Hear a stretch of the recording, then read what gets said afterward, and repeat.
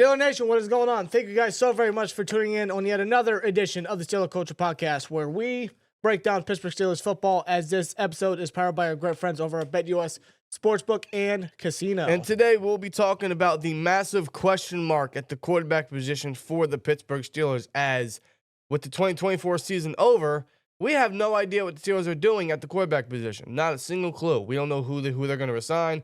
We don't know who they're going to let go. We don't know if they're going to draft somebody, if they're going to sign someone. It's a massive question mark. And honestly, it shouldn't have to be a question mark, but here we are now. And the question is, right now, between the two figures, who could the Steelers bring back? Russell Wilson or Justin Fields? Man, those are the two top options of who Tomlin or who the Steelers are going to want to bring back. Before we get into that, thank you guys for joining us, and shout out to BetUS Sportsbook and Casino for sponsoring with us on this video. As you guys see, we are officially in the divisional round. We are in round 2 of the NFL playoffs. The Steelers are not present there, unfortunately. We haven't been there in quite a bit, and I don't see us being there in even longer. But we do have 4 divisional round games for divisional round weekend. I will be enjoying this. I will be getting in the festivities of the bet slips and the gambling. If you guys want to join us or join me or whoever, BetUS has you covered if you guys are looking for a new sportsbook this weekend or for the remainder of the NFL playoffs. As you see, they have the money lines, they have the point spreads, they have the over-unders. They got a prop builder, which allows for player receiving yard overs or unders, player stats, touchdowns, game props, all that good stuff. So when we look at this schedule, Chiefs-Texans, I think we all are in agreement the Chiefs are going to win. Yeah, don't make it to the championship. What about the Commanders and Lions? You think Jaden Daniels, who just won Washington their first playoff game in 19 years, you think they could pull off the massive upset? Or you going Detroit? I don't think they pull off the upset, though. I can see this being a very competitive and fun matchup. I actually look very forward to this one, but I think Detroit makes it to the championship matchup for a second straight year.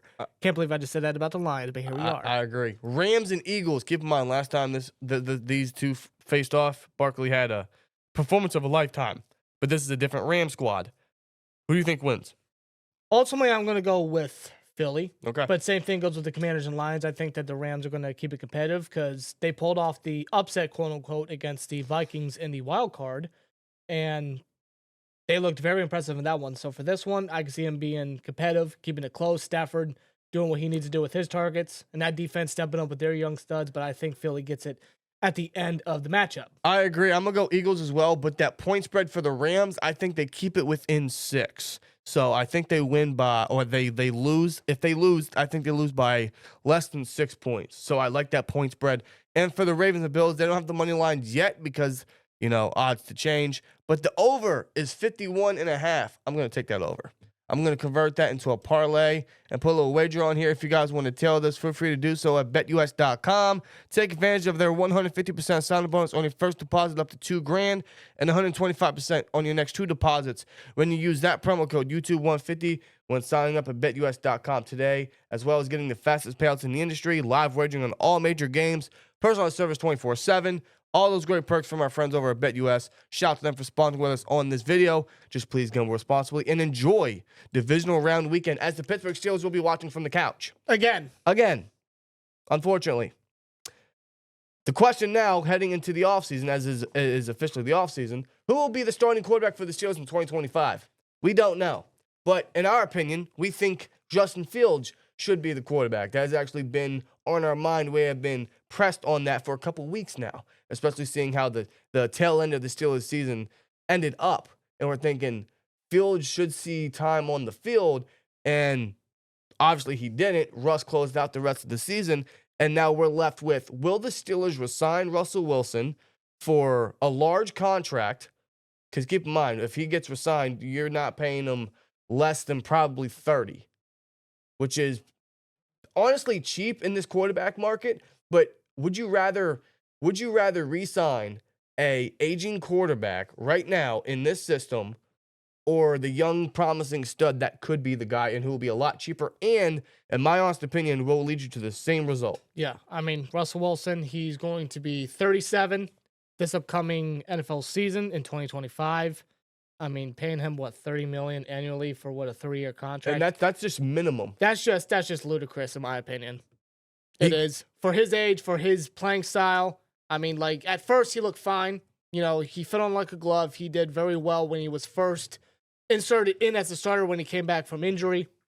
But as the weeks progressed and we were on that 5-game losing streak, ultimately losing the playoffs, it's just like his play was just not benefiting the offense. He wasn't playing as efficient. He wasn't playing as Danger Russ, as people like to call him, right? Right. Like, Russ just wasn't doing what he needed to do. Like defenses were able to figure out how to limit and stop Russell Wilson. Well, it's as simple as this as well. I mean, Wilson came in, and let's not pretend like he didn't help the offense, because he did.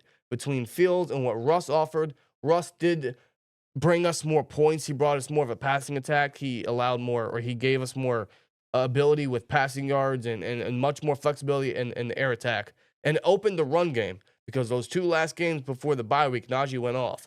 So he did open things, but ultimately things were going to come to an end when it mattered to the lack of receivers, Russ's age, the O-line wearing down, and the game plan just being shit. Swear jar. Yeah, I mean, like, it's not all on Russ. I mean, everything around him was just bad. It was not good. Like Dan stated, the O-line, you know, crumbling down, falling apart, lack of receivers, lack of separation, receivers dropping passes, the offensive game plan, not good. But No. Russ obviously was still far from innocent in that discussion as well. Yeah, I mean, Far from it. he was making bad decisions. He wasn't being the smartest guy or the safest guy with the football. Honestly, like when the offense needed something, it's like Russ was forcing plays. Like he was trying to play Superman out there. Well, the entire offense felt desperate. Let's be honest. It was all desperation plays when it came to Russell Wilson in the passing attack. And a lot of fans were thinking, when are we going to see Justin Fields? When are we going to see the Justin Fields packages? When are we going to see Justin Fields get on the field more? And none of that really ever happened. And none of that was ever going to happen. Not consistently at that. Because Mike Tomlin was always going to go with his guy, which was Russell Wilson. Justin Fields, he led the Steelers to a 4-2 start, and I think he looked pretty good in that stretch. He led this team well. It wasn't groundbreaking. It wasn't elite, but was he helping us win? Was he helping us get points on the board? Was he helping maintain time of possession? Was he helping us get down the field? Was he helping us get points on the board in the red zone specifically? The answer to all that is yes. And did he work better in certain areas? Was he better in certain areas compared to his days in Chicago? Yes, well, in my opinion. Coaching, night and day. Fields admitted that when he was on Hayward's podcast. Yeah. The coaching is night and day. So Fields is comfortable, and he led us to 4-2.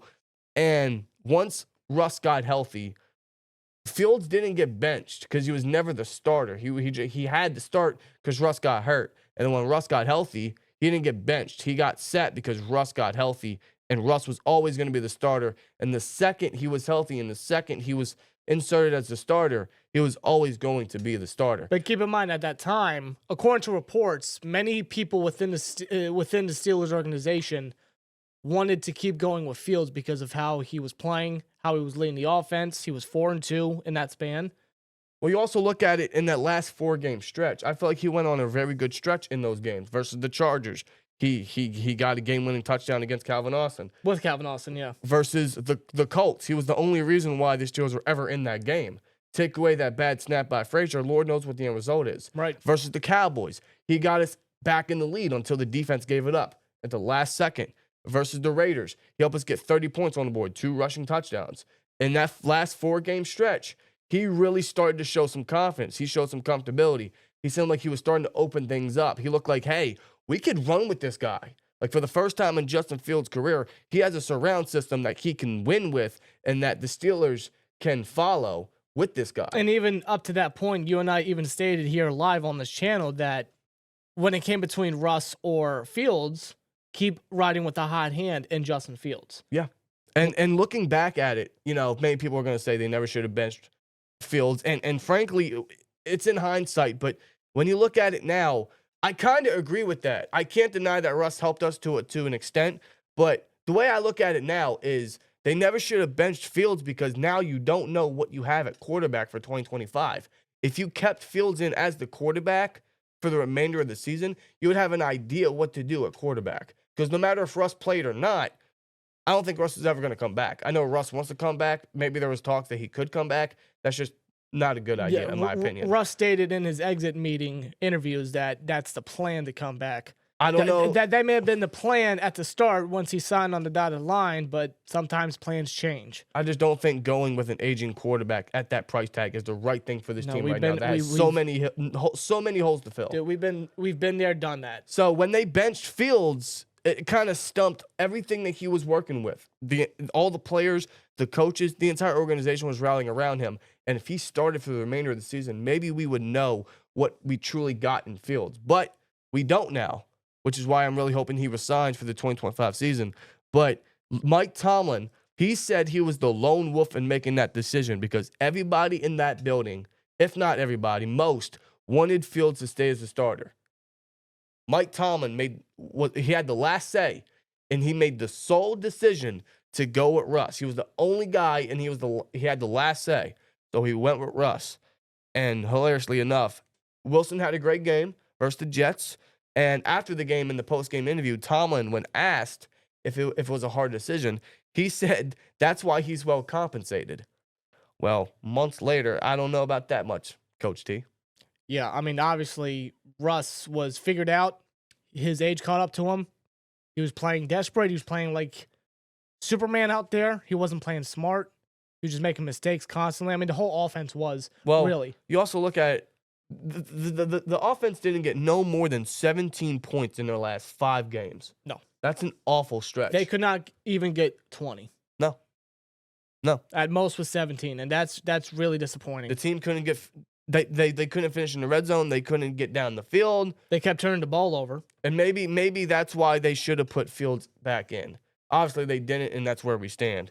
But you also look at it like this. The offense is run-oriented, which I'm not a big fan of. They still think that they're in the 80s. They still think, hey, let's play Steeler ball. Let's run the ball down their throats. It's not how we roll in the modern NFL. You got to have a passing attack. But with what we have, and as far as Arthur Smith is concerned, he is still the offensive coordinator for the Steelers. He will remain unless the Bears or somebody else, for the love of God, signs him as the head coach. I'm not expecting it. Well, just recently, the Bears finished an interview with Arthur Smith. I know. And they obviously finished with a lot of people. Yeah, so I highly doubt the Bears are going to really strongly consider Arthur Smith. We can all hope so that he gets out of here, but we all firmly think and believe that Smith is staying. I don't ask the Lord for much, but I am begging you, just saying. But no, I anticipate Arthur Smith to be back. So the offense is run-oriented, which means Russ and Arthur Smith specifically is limited in that capacity, in that factor, because with Fields, he was able to run the ball, move down the field, control the clock. That's what Fields does. That's what he adds to the offense. That's why he's such a scheme fit for Arthur Smith. He runs the play actions. He runs the read options, the fakes. Those are the things that Russ cannot do. And apparently, I don't know if this is true or not, I'll take it with a grain of salt. Apparently, Russ and Smith didn't really have a good connection on the field.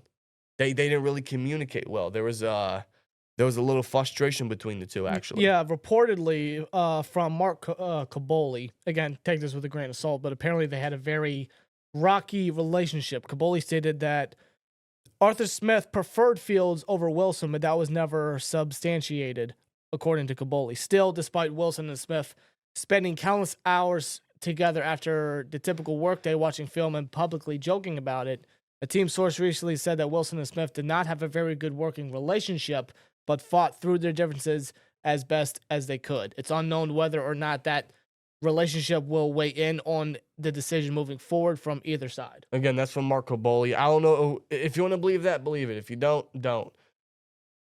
I don't know if I truly believe it, but I totally see the difference between Fields and Russ and the way Smith was play calling. It seemed like Russ, obviously he's more of a better passer. He's more of a better read guy than Fields. I'm not going to deny that. But the way that Smith runs his offense, it's not programmed for Russ. It's programmed for Fields. So the read options and stuff like that would have helped a lot. And that unpredictability of Justin Fields probably would have opened the offense up a little bit. It would have kept the offense from being a little less predictable. Rather than when Russ is in, they put the ball in his hands. Russ relies on one thing only, which doesn't work half the time. And the offense obviously suffered for it, which it really did. Mhm. With Fields in and his read options and the way he can run the ball and obviously pass it, his dual threat nature, those are the things that Arthur Smith works with well. Those are things that could open up the offense and keep it unpredictable. That's why Fields is such a much more better fit than Russ. And here's the way I see it. I think Justin Fields should be the starter for next year for 2 reasons. One, give him a full year. Give him a full year. He's with a system that he is comfortable with. He's with a coaching staff that he's comfortable with. He looked good in his first 6 games. He led us well. And right when he was getting comfortable, you took him out at the worst possible time. You messed up a lot of things. Now, him sitting under Russ, I don't want to act like it's not going to help him, because I think it is. Because you can already tell from when Russ was the 3rd quarterback on the injury report, and when Fields was starting, there were things that Russ was teaching Fields that you saw in game. Fields would, mostly in Chicago, he'd be run heavy or he'd run the ball quick after making his first read. Instead, he stays in the pocket. He wants to make plays down the field with his arm. He tries to make the reads. He tries to be a smart quarterback in the pocket. He only runs when he has to, when no one's open, or he doesn't find a play, or when he finds a hole that he just can't, deny. Those are the things that Russ has added for Fields. Now, sitting under Russ for the remainder of the season, I'm sure has had a major impact. I would hope so. I want to see what Fields can bring to the table. So give him a full year. Give him a full year under the system. Have him play the full year as your starter. You trade a 6th-rounder for him. And here's the way I also see it. If Fields is the guy, good. You have your quarterback. And you got him for very cheap. Then he's your guy. If not, guess what? You got to go in 2026 NFL draft and go get your quarterback. It's a win-win in my opinion, because we've already stated it. I'm going to say it until the season starts. I already have low expectations for next season. I already have low hopes. I already feel like it's going to be another wasted year. If we make the playoffs, I already think it's going to be another one-and-done year. So you might as well run with Fields and give him the chance. They should have done it this year, and now they got to extend that another season and maybe see what Fields can bring to the table if he's resigned back, which I am hoping for. Yeah, I mean, Tomlin alluded that when it came to the quarterback situation, that he's open to considering Wilson, Fields, and even Kyle Allen to bring back. But he also stated that he and Omar Khan will sit down to explore all options at quarterback within free agency, the draft, before making a final decision. Now, I remember when Fields was traded to the Steelers, I stated live right here that Omar Khan had a plan and a goal in mind. Yeah. Because not only is Omar Khan a GM, he's also a talent scout. He's a scout. He knows talent. He sees talent. Right? So I believe that Omar Khan, because everybody knows that Justin Fields is a talented individual. He's athletic. He can make plays through the air with his feet. Just at an inconsistent basis, he's still got problems as far as scanning the field, protecting the football, just mental errors with Justin Fields. Sure. Everybody knows that, including Omar Khan. And keep in mind, they already signed Russell Wilson within that week before making the trade. Absolutely. So you had Russell Wilson, who's one of the greats of all time, a future Hall of Famer, just a student of the game. You have Justin Fields now backing him up, sitting behind him. Justin Fields can now learn from Russell Wilson. He could learn from him in practice, learn from his mind, just pick apart his brain a little bit, and just, try to work on the mental errors, work on his mistakes so that he can finally, unleash that full potential that I'm sure everybody still believes in him. Probably some of Steelers Nation, I'm sure. You and me both, because we feel that Justin Fields is still a talented guy. I mean, he showed glimpses just a little bit within the 6 starts that he had when he went 4-2. They're like, hey, some of the areas, like he was far from perfect. I want to throw that out there. But he showcased like, hey, he has worked in some areas. He wasn't turning the ball over as much. He was making some precise throws, especially early on. As the weeks progressed, he got more comfortable with the offense, with his targets, with George Pickens at that. So it goes to show, he showed glimpses of what he can bring to the table.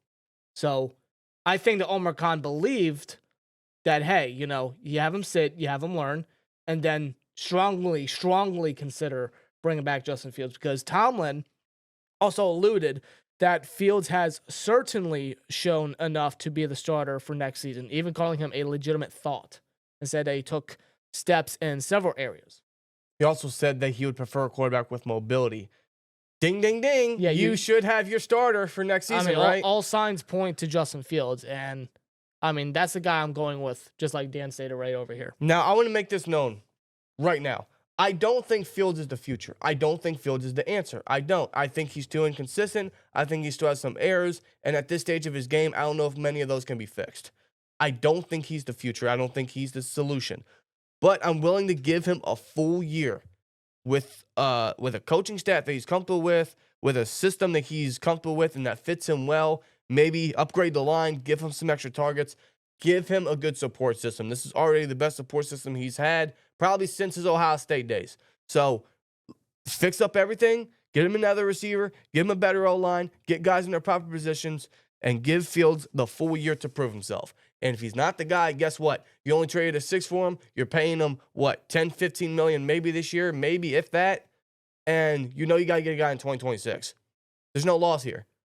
I don't find a loss with starting Justin Fields. No, I don't. And I want you guys to keep in mind as well that Justin Fields recently, spoke to the media and stated that he's not really up to learning another offensive scheme because he's learned, I think, 3 or 4 different ones over the course of how many years now. Right. So Justin Fields, I mean, like, he's alluded that he wants to stay in Pittsburgh, that this is now his new home.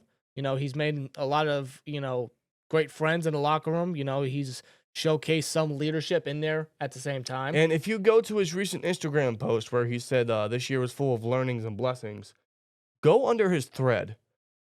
The amount of players that have responded and that have shown him love, you can tell that the locker room loves this guy. Yeah. And I'm talking guys like Queen and Muth and Najee, who may or may not be back. I mean, there's so many. Pickens, even he was also under that thread. There's so many guys that rally behind a guy like Fields. So to have a quarterback that the players have faith in is massive. And they already have faith in Fields. So bring him back. The offense has that connection. They have that confidence. They have that chemistry. You already have that checked down. Just fix up some holes, give Fields a good support system, and give him a full playbook.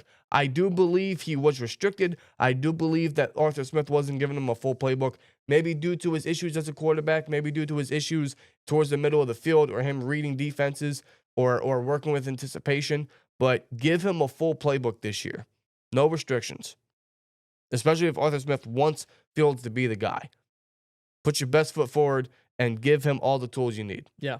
And if Fields overachieves, he's the guy. If not, you know what you got to do. And I think that's a gamble that Omar Khan and even Mike Tomlin are probably going to strongly consider and probably, hopefully, fingers crossed, go with, because I feel like Fields, compared to every other option, because the upcoming draft class, as of right now, doesn't look too enticing. Nor does the free agency market. No. I'm saying no to Sam Darnold. I'm saying no to Aaron Rodgers. Or Kirk Cousins. Or even Russell Wilson at that, right? I think that's,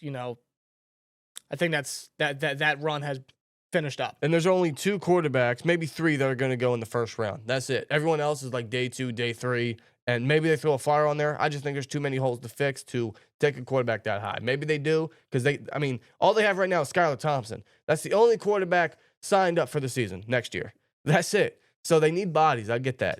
But you got to get your starter. Yeah. And and looking at all the options, just like we did just a little bit ago, I honestly think Fields is probably the best bet. And I think Khan and Tomlin, again, are going to go that gamble because of the talent that he possesses and the upside that he still brings. Yeah. Is he the future? I don't know. I can't say that he is.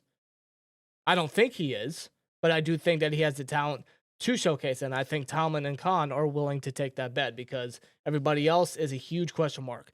Don't get me wrong, so is Justin Fields, but Fields is an enticing one at that compared to everybody else. It's just rare that you have a guy like Fields fall into your laps who had a bad system, a bad, support cast in Chicago. I mean, Chicago, for God's sake.